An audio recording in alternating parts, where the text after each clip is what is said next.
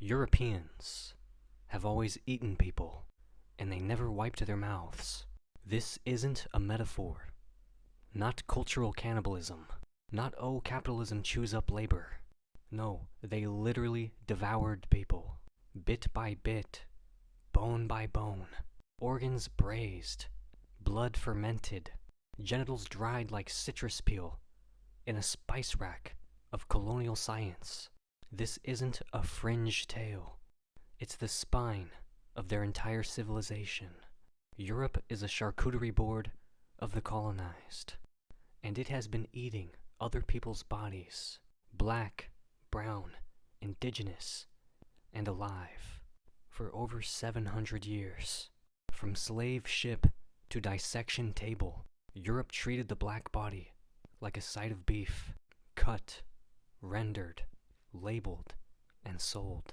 In Senegal, French doctors boiled black corpses to extract medicinal oil, literally bottling up human fat like it was argan serum for the Enlightenment skincare routine.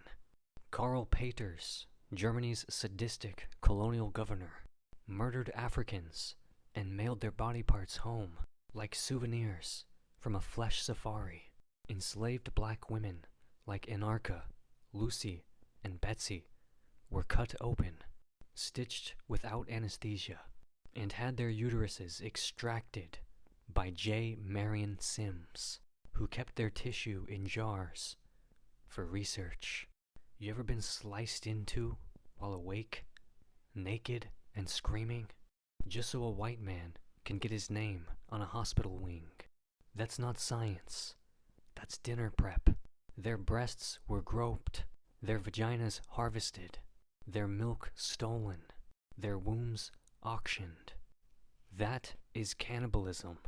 Europeans landed in the Americas, starving and stupid, and decided to eat the hosts.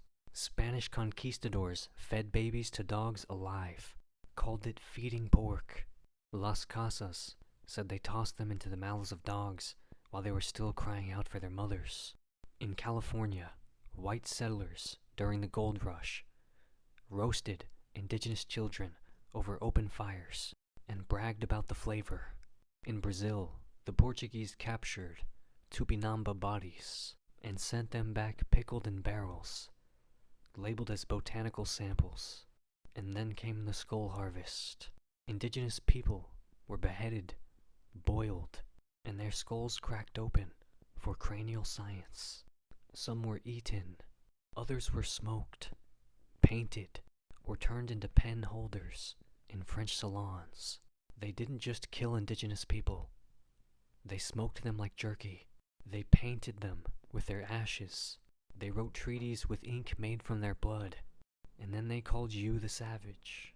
In India, during the Bengal famine, which Britain caused, millions starved.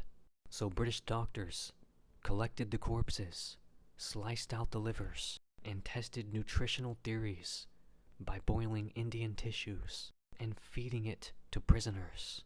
In Vietnam, the French used live Vietnamese bodies as meat labs, injecting them with cadaver juices, testing digestive breakdown of human organs, and collecting fecal data after feeding them rendered tissue.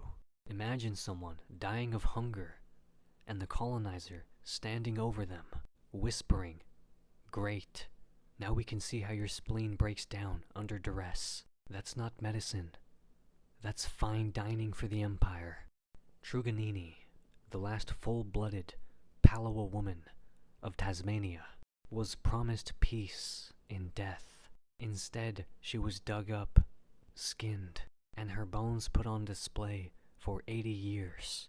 Maori heads were smoked like ham, skinned, and sold to Europeans, who kept them as trophy ashtrays. Some were even reboiled to preserve cranial scent. Missionaries came to baptize, scientists came to butcher, and museum curators came to arrange your grandmother's skull next to a tea set. Palestinian corpses were harvested for corneas, bones, and heart valves. many of which were flown to European labs and research hospitals for transplant science. This was still happening in 2009. Stolen Congolese blood was used to test European hemoglobin standards. Kidneys, wombs, skulls, penises, and breast tissue from colonized people were mailed, cataloged, frozen, dissected, traded. Colonial medicine was a potluck, and the main course was anyone who couldn't speak French. The British Museum still has over 18,000 human remains, many of them from people they raped, killed, or starved. Some were used in 19th century tasting experiments. Yes, actual taste. They licked, sniffed, and consumed preserved human samples to measure racial flavor profiles. The museum wasn't built after the feast. It is the feast. Peter Thiel, billionaire vampire, invests in young people's blood transfusions to stay youthful. The fertility industry harvests brown women's eggs, rents black and Asian wombs, and calls it global surrogacy. Plasma clinics extract blood from the poor and sell it to white hospitals at a 400% markup. One Spanish study called it, "The most nutritious plasma comes from Africans." And you thought cannibalism was extinct. No, no, no. They just put it in a lab coat and called it innovation. Europeans have always eaten people. They ate African uteruses, indigenous babies, Asian spleens, Pacific skulls, Palestinian heart valves, Latin American liver samples, Global South plasma, black girl ovaries. They bottled your blood. They froze your marrow.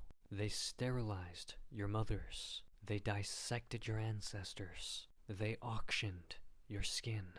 And then they called you uncivilized. So let me say it louder. Europeans have always eaten people. They ate you.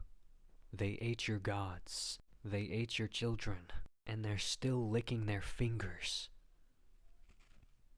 Cope.